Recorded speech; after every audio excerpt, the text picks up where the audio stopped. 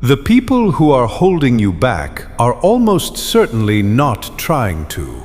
This is the part of the conversation about who you surround yourself with that almost never gets addressed. It gets replaced with a simpler, more satisfying version. Toxic relationships, negative people, the energy vampires who drain your potential. Identify them, distance yourself from them, rebuild with people who match your ambition.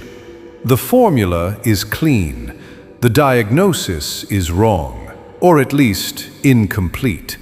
Because the people who are most significantly limiting your trajectory are, in most cases, not toxic. They are not negative. They do not want to see you fail. They want good things for you. They are kind, loyal, comfortable to be around, and they have collectively normalized a level of output, ambition, and expectation that is below what you are actually capable of. And by spending significant amounts of time in their environment, you have been calibrated to that level. Not because you chose it, because calibration happens automatically, regardless of whether you notice it. This is the mechanism nobody talks about. Not the toxic relationship, the comfortable one. The friendship that has never required anything of you. The group where being good enough is genuinely celebrated. The environment where your current level of achievement is impressive, where you are, in fact, one of the more ambitious people in the room. That environment is producing a specific effect on you. It is continuously updating your sense of what is normal, what is expected, what constitutes sufficient effort, what level of building is reasonable. And that updated sense is determining your behavior in ways you cannot fully observe from inside it. This is what social calibration is, and it is operating on you right now, whether you are aware of it or not. The mechanism, specifically. Humans are extraordinarily sensitive to social norms. This is not weakness. It is the evolutionary architecture of a species that survived by cooperating, and cooperation requires that individuals align their behavior with the group. The sensitivity to group norms was adaptive. In the context of a tribe where deviation from the group's behavior could result in expulsion, and expulsion meant death, the pull toward the group's standards was essential. That pull has not diminished. It is as strong today as it has ever been. The difference is that the norms it's calibrating you toward are no longer survival relevant. They are the specific expectations and assumptions of whatever group of people you spend the most significant time with. And those expectations and assumptions about what success looks like, what ambition is appropriate, what sacrifices are reasonable, what pace of building is normal, shape your own internal standards in ways that are almost entirely invisible. Here is the specific mechanism. You are building something. You are working on it, making progress, investing time and energy. At some point, you report this to the people around you, not necessarily explicitly, but in the way that your activities become known to the people in your life, and those people respond. Their response tells you something. If the response is enthusiasm and recognition, that's impressive, that's serious work. I don't know how you do it. You receive the signal that your current level is high. If the response is a kind of comfortable expectation, that's great, of course you are. We know you've been working on this. The signal is different. Your current level is normal, expected. Neither response is wrong. Both are calibrating. The first group is telling you that your current effort is exceptional relative to what they consider possible. The second is telling you it's baseline, and your internal sense of what constitutes real effort, real ambition, real building The standard you hold yourself to is being shaped by this feedback, constantly, without your awareness. The person whose close circle contains people building significantly more than them will feel, over time, that their current pace is insufficient. Not because they are failing, but because the environment is normalizing a higher output. The person whose close circle contains people building significantly less will feel, over time, that their current pace is impressive. Not because it is, but because the environment has established a lower reference point. You cannot fully escape this calibration. It is not a willpower problem. The pull of social norms is not something you can simply decide to resist through intention, but you can change the norms you are being calibrated toward by changing the environment you spend significant time in. What this means for the people you currently have in your life. Before proceeding, a necessary clarification. This is not a call to abandon your friends or family. It is not an argument for cutting people out of your life because they don't share your exact level of ambition. The relationships you have, the loyalty, the history, the genuine love, have real value that cannot be replaced by proximity to more impressive people. None of that is being questioned here.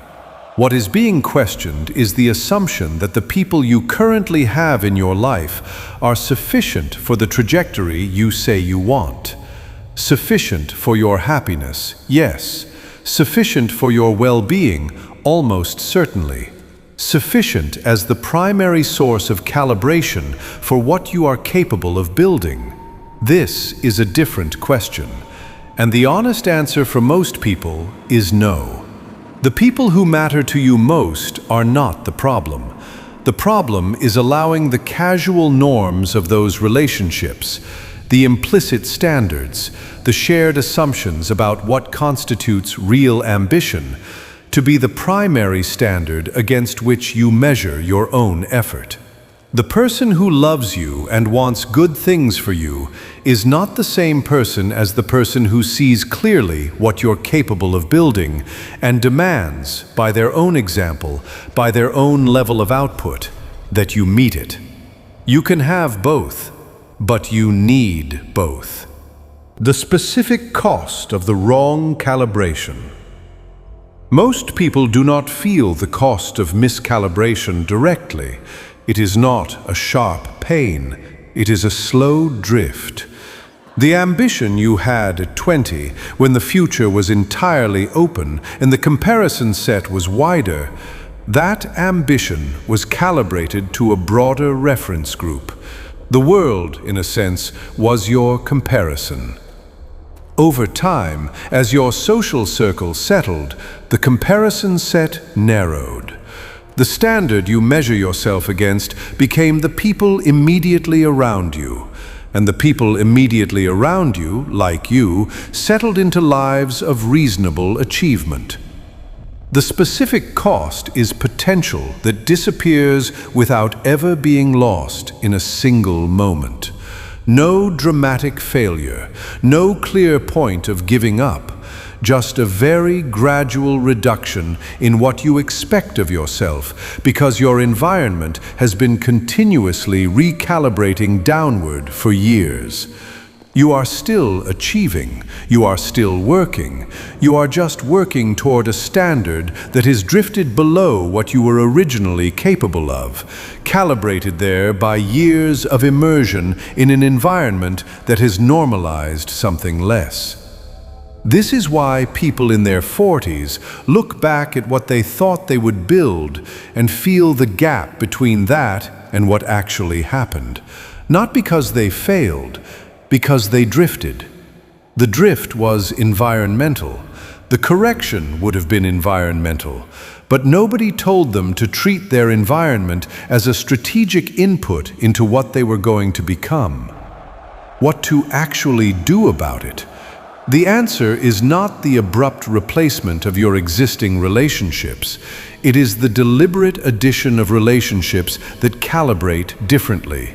Specifically, relationships with people who are building at a significantly higher level than your current output, in domains relevant to what you are trying to build, who you have regular and meaningful contact with.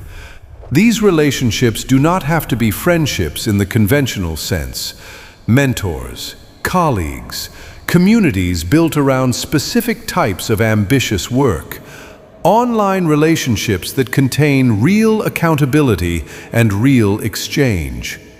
The form matters less than the function. Regular exposure to people whose level of output makes your current pace feel insufficient. The specific effect of this exposure is difficult to overstate. A single relationship with someone who is building significantly more than you, who treats your current level not as impressive, but as the beginning of something, who responds to your progress not with celebration, but with the next question, the next challenge, the next higher standard, will recalibrate your internal sense of what is possible faster than any amount of reading, planning, or self-directed motivation. This is not about finding a mentor who will teach you things you don't know. It is about being regularly around people whose existence alone updates your sense of what is normal, of what people like you, in terms of intelligence, in terms of access, in terms of starting point, actually build. The gap between your current output and what you see them building is not a source of discouragement. It is a source of recalibration. It is the environment revising your standard upward. The second practice is to examine, periodically, the standards implicit in your current close relationships. Not critically, not with the intent to change the relationships themselves, but with the question, what does this person's example tell me is normal? What does our shared conversation assume about what's reasonable ambition? What version of success does this group implicitly celebrate? And is that version the ceiling you are being calibrated toward? Most people have never asked these questions because the calibration is invisible. Making it visible doesn't require changing anything immediately. It requires seeing it, which is itself a form of partial liberation from it. The final piece. There is a specific person in your existing life whose example, if you fully absorbed it, would raise your standards significantly. Not a celebrity, not a historical figure.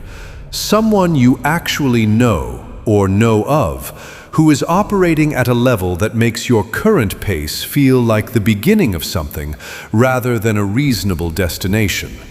Find that person. Find more than one. Get closer to them.